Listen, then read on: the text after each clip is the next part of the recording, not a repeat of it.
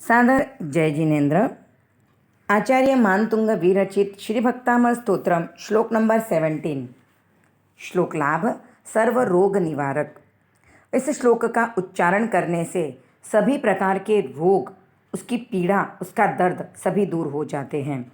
जैसे diabetes, kidney failure, heart transplant, high BP, लो BP normal हो जाते हैं। साथ ही अगर आपको और भी कोई प्रॉब्लम्स हैं, जैसे किसी को घुटने का दर्द है या शरीर में वीकनेस लग रही है, तो वो भी इस श्लोक के उच्चारण से दूर हो जाते हैं। इस श्लोक में अगर इवन आपको बुखार भी आया है, सर्दी जुकाम भी ज़्यादा है, तो भी अगर आप इस श्लोक का रेगुलर उच्चारण करोगे तो आपको उनसे भी राहत मिलेगी। तो इन ऑल अगर हम देखें तो अगर हमें स्वस्थ रहना है तो साथ में हमें खाने पीने का ध्यान रखना है, थोड़ी एक्सरसाइज भी हमारी होनी चाहिए, फिजिकल एक्टिविटीज़ होनी चाहिए। पर साथ में अगर हम इस श्लोक का उच्चारण करते हैं तो हमारे इष्ट का संबल भी हमारे साथ रहता है और हम सभी प्रकार के रोगों से दूर हो सकते हैं। हमारे वेदनीय कर्म का क्षय इस श्लोक के उच्चारण से हो सकता है। आदि व्याधि उपाधि निवारक। आदि यानी मानसिक बीमारियाँ, व्याधि यानी शारीरिक बीमारियाँ, उपाधि यानी भावनात्मक बीमारियाँ। भावनात्मक बीमारियाँ आधार है मानसिक बीमारियों को उत्पन्न करने के लिए, और मानसिक और भावनात्मक बीमारियों की वजह से शारीरिक बीमारियाँ होती हैं। अगर आपकी भावनात्मक मानसिक बीमारियाँ दूर हो जाएंगी तो आपकी शारीरिक बीमारियाँ ऑटोमेटिक दूर हो जाएगी, क्योंकि आप मन से स्ट्रांग हो जाओगे। आपका भाव अगर स्ट्रांग हो जाएगा, आपको हर चीज़ को सहजता से और समता से सहन करने की अगर आप में क्षमता आ जाती है, तो आपका मन भी उससे प्रभावित नहीं होता है। और ऑटोमेटिकली कहते हैं कि जैसे स्वस्थ शरीर में स्वस्थ मन रहता है, तो यहाँ हम कहना चाहेंगे उल्टा, अगर आपका मन स्वस्थ है तो आपका शरीर भी स्वस्थ रहेगा।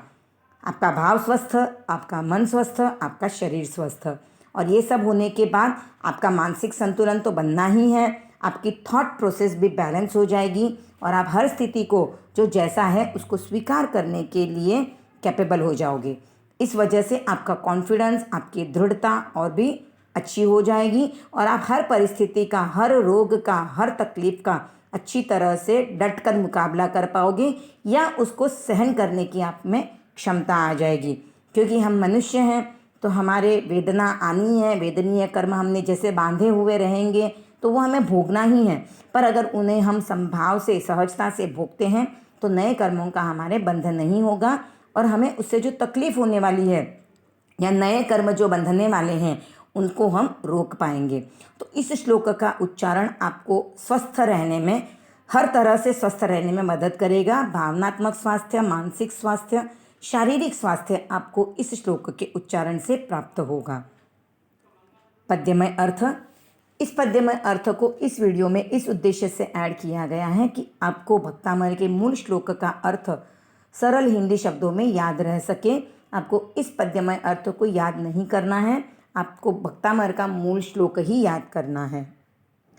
तुम हो वह सूरज धरती के, जिसको बदली ढांक न सकती, ग्रसित न कर पाता है राहु, ऐसी अतिशय महिमा लगती। तुम हो वह सूरज धरती के, जिसको बदली ढांक न सकती, ग्रसित न कर पाता है राहु, ऐसी अतिशय महिमा लगती। मूल श्लोक। नास्तं कदा चिदु पयासि न राहुगम्यः। नास्तं कदा चिदु पयासि न राहुगम्यः। नास्तं कदाचिदुपयासि न राहुगम्यः।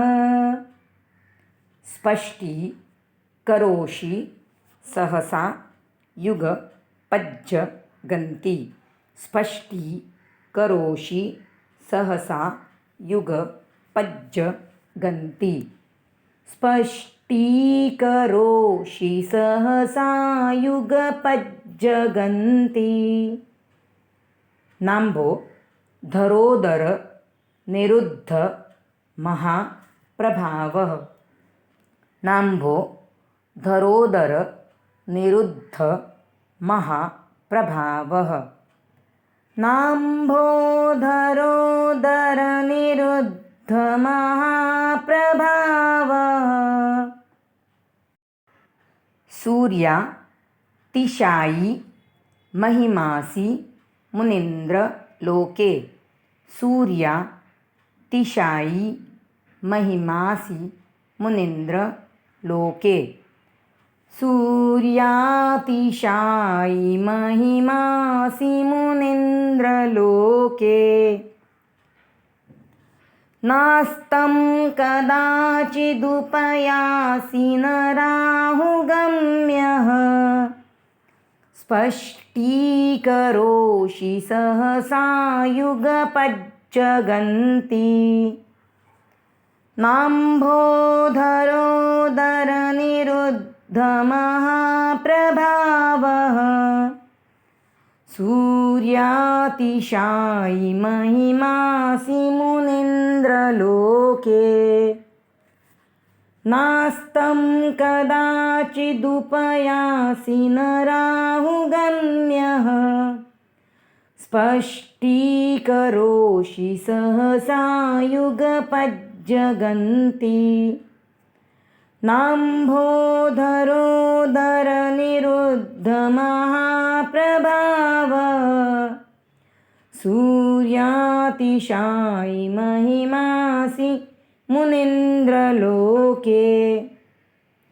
भावार्थ, तुम ऐसे सूर्य हो जो न कभी अस्त होता है, न राहु से ग्रस्त प्रभावित होता है, सारे विश्व को एक ही काल में सहसा प्रकाशित कर देता है।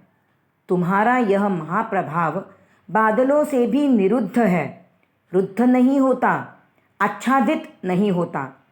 हे मुनीन्द्र, तुम सूर्य से भी अतिशय प्रभावशाली महिमा के धनी हो। ओम अर्हम्।